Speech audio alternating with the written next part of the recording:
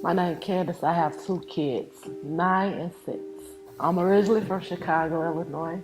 We grew up in the projects. We stayed on the 14th floor. Me and my sister shared a room. So we had a king size bed, and it was like all four of us. But we didn't know we was poor. We didn't know that was poor living. We thought that was the best thing ever. Things started to change, things happened in my life. I was molested during this time, so I eventually ran away from home. I was raised by two alcoholics. Some ways I feel like homelessness was genetic, which made it, kind of a mountain to climb when I started to actually address it, coming to FAMpromise. The evidence shows that I wasn't really capable of taking care of my own needs, never mind the needs of a 7-year-old girl at the time. Almost as soon as I got custody of her, they started taking half of my paycheck, and that's really where we started becoming homeless. Even though it was chaotic, even though it was so messed up to me, it was comfortable. I knew how to move. I knew how not to do certain things. I knew how to get through. I was nervous. I said, I don't want my kids to go back through that. I didn't want to put them in that situation no more. So I called FAMpromise. She calls like, hey, you ready to move in? I say, what? She say, you ready to move in? I say, you got to be kidding me. I was so excited to know that it didn't stop there.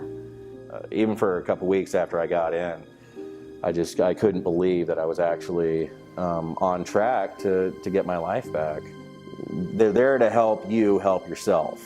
The budgeting class, they have a budgeting class that got me, from day one, got me really excited about actually saving some money, that this is an attainable goal, that I could actually buy a house eventually if I, spend my money wisely. So when I got that call, it's like, thank you, God. You didn't give up on me. You see me, you hear me, and you want me. Like, you showing me what you want out of me. It just opened my eyes to who I really am. And it's not a bad person, I was just surrounding myself with the wrong things.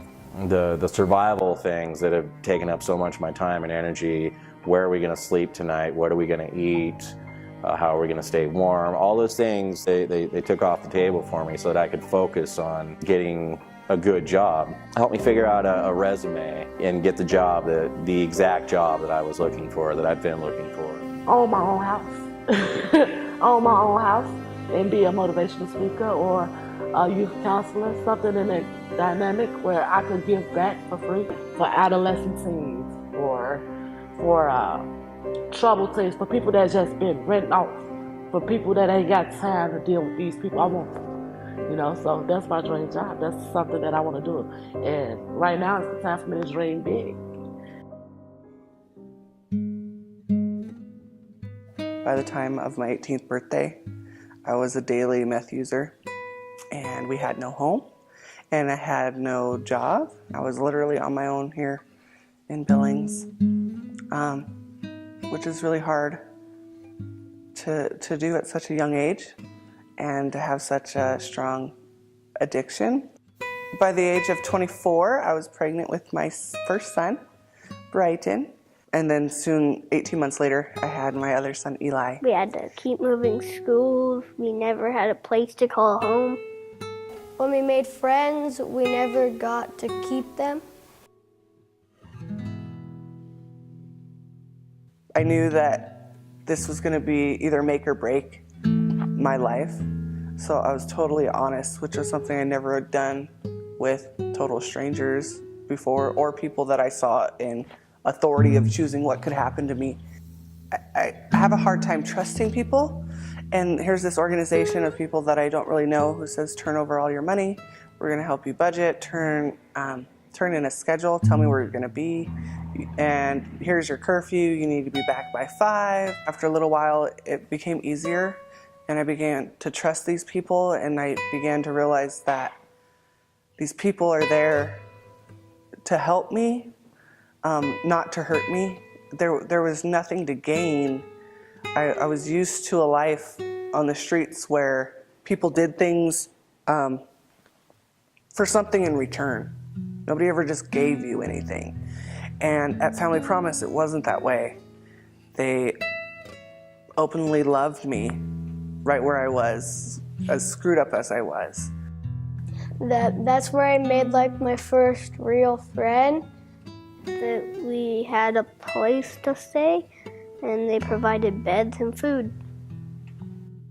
They gave me opportunities to enter some counseling for myself to deal with past issues that I never really looked at. They gave my kids, because I was in the program, they could attend their counseling appointments, and counselors could come to where they were because I had a stable place to be. If it wasn't for the volunteers, the program wouldn't have been there for me. And every person who cooked a meal or